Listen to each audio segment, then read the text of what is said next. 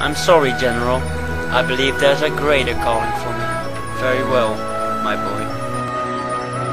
You saved our kingdom, our city. I, as head of the Council of the Elders, would like to crown you as our new king.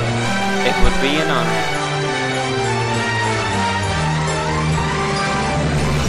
The council crowned the boy to king.